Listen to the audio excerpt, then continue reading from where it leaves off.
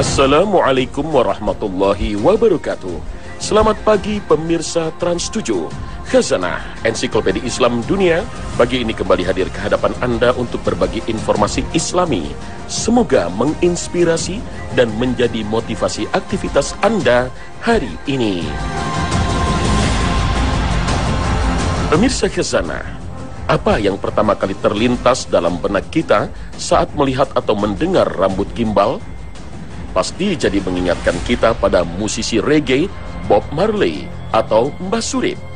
Rambut gimbal memang identik dengan hal-hal tersebut. Dulu, setelah Robert Nesta Marley yang lebih dikenal sebagai Bob Marley mengeluarkan album Catch a Fire, rambut gimbal memang menjadi ikon dari musik reggae yang diusungnya itu, hingga akhirnya diikuti oleh banyak penggemarnya.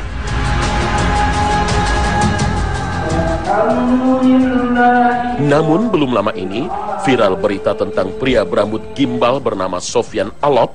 Meski di suara merdu, pria yang berambut gimbal dan membiarkan janggutnya tumbuh tebal itu bukanlah penyanyi reggae. Di luar dugaan, pria yang juga dikenal sebagai Cuping Topan ini justru memukau banyak orang ketika melantunkan ayat-ayat suci Al-Quran. Sepertinya rambut gimbal kini sudah menjadi sekedar tren fashion dan ada juga kaum muslim yang menggunakannya. Lalu seperti apakah tren semacam ini dibenarkan oleh syariat agama? Dilihat dari ukuran rambut yang panjang, tidak ada masalah dalam agama. Bahkan kaum pria pun tidak masalah. Beberapa riwayat memang menunjukkan bahwa Nabi SAW pernah berambut agak panjang, namun hal itu tidak selalu terjadi. Terkadang beliau pun berambut dengan potongan pendek. Al-Barra mengatakan bahwa pernah rambut Rasulullah SAW itu menutupi separuh telinganya. Sedang paling panjangnya rambut beliau menyentuh kedua pundaknya, yaitu bila telah lama tidak dicukur. Sementara tentang gimbalnya, bisa dianalogikan dengan tindakan Nabi SAW yang pernah mengepang rambutnya, seperti diriwayatkan oleh Imam Tirmizi, Ibnu Majah, dan Ahmad dari Ummu Hani. Ummu Hani menuturkan, Rasulullah SAW tiba di kota Mekah, sedang rambutnya berkepang 4. Pada dasarnya, menggimbal rambut hukumnya mubah atau boleh, kecuali bila gaya seperti itu identik dengan sesuatu yang buruk atau tidak baik di masyarakatnya, maka hendaknya tidak dilakukan. Bahkan bisa jadi masuk dalam cakupan libas syuhrah atau berpakaian berbeda dengan kebiasaan masyarakat sehingga mengundang perhatian orang lain. Hal demikian ini hukumnya makruh atau bisa jadi haram bila disertai dengan sikap sombong. Masalah lain yang terkait dengan menggimbal rambut adalah apakah rambut yang digimbal itu asli atau sambungan. Bila sambungan tentu terikat dengan hukum menyambung rambut. Mayoritas ulama sepakat bahwa menyambung rambut dengan rambut manusia hukumnya haram. Tidak peduli apakah itu rambut manusia yang masih hidup ataupun yang sudah mati. Pendapat ini didasarkan pada sejumlah hadis yang menyatakan bahwa Allah melaknat perempuan yang menyambung rambut dan perempuan yang meminta agar rambutnya disambung. Meskipun hadis-hadis itu hanya menyebutkan kaum perempuan, namun juga mencakup kaum laki-laki. Namun para ulama memahaminya juga mencakup kaum laki-laki, bahkan kaum laki-laki lebih layak untuk dilarang.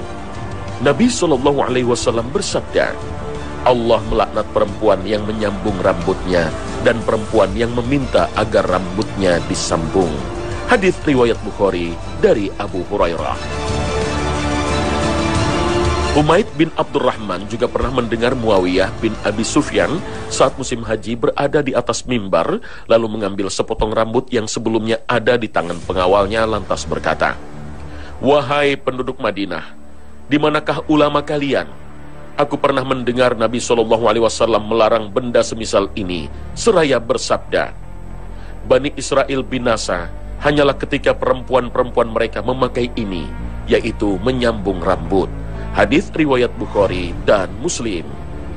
Berbeda bila rambut yang disambungkan itu bukan rambut manusia, misalnya rambut hewan atau rambut sintetis, maka dibolehkan asal bukan benda najis atau mengandung najis. Pendapat ini dipegang oleh para ulama dari mazhab Hanafi berdasarkan penjelasan Aisyah radhiyallahu anha terhadap hadis tentang laknat Allah kepada perempuan yang menyambung rambut atau meminta rambutnya disambung. Seorang tabi'in bernama Ibnu Syuraih pernah berkata kepada Aisyah bahwasanya Rasulullah SAW melaknat perempuan yang menyambung rambutnya. Lalu Aisyah menimpali, "Subhanallah, tidaklah mengapa seorang perempuan yang rambutnya jarang-jarang memanfaatkan bulu domba untuk menyambung rambutnya sehingga bisa berdandan di hadapan suaminya. Yang dilaknat Rasulullah SAW hanyalah perempuan yang rambutnya sudah dipenuhi uban dan usianya juga sudah lanjut, lalu dia sambung rambutnya dengan lilitan untuk menutupi ubannya." Hadis riwayat Ibnu Jarir. Bila gimbalan rambut itu sudah tidak mengandung unsur yang dilarang, seperti penyambungan rambut dengan rambut manusia, atau menggunakan bahan yang tidak suci dan lain-lain, maka masih menyisakan satu persoalan. Bagaimana cara mandi janabah bagi laki-laki dan perempuan? Atau mandi setelah haid dan nifas bagi kaum wanita? Mengingat perawatan rambut gimbal cukup sulit. Namun kondisi ini sepertinya bisa dipadankan dengan orang yang rambutnya dikuncir atau dikepang yang mendapat keringanan dari Nabi SAW untuk tidak melepaskan kunciran atau kepangannya itu saat mandi besar. Terkait dengan hal ini, Dewan Fatwa Arab Saudi menyebutkan, tidak ada perbedaan tata cara mandi janabah bagi lelaki dan wanita. Masing-masing tidak wajib melepas ikatan rambut saat mandi. Dia cukup menuangkan air di atas kepalanya sebanyak 3 kali, kemudian menuangkan air ke seluruh tubuhnya, berdasarkan hadis Ummu Salamah radhiyallahu anha. Apabila rambut lelaki atau wanita itu dilumuri daun bidara, daun inai atau semisalnya yang dapat menghalangi sampainya air ke kulit kepala, wajib dihilangkan. Akan tetapi apabila lumuran tersebut tipis sehingga tidak menghalangi sampainya air ke kulit kepala, tidak wajib dihilangkan. Adapun tentang mandi haid wanita berambut gimbal, ada perselisihan di kalangan ulama. Apakah wajib melepas ikatan rambutnya atau tidak saat mandi? Pendapat yang benar ialah tidak wajib, berdasarkan sebagian riwayat hadis Ummu Salamah radhiyallahu anha. Namun afdolnya dilepas dalam rangka kehati-hatian dan keluar dari perselisihan serta mengumpulkan dalil-dalil yang ada. Wallahu a'lam.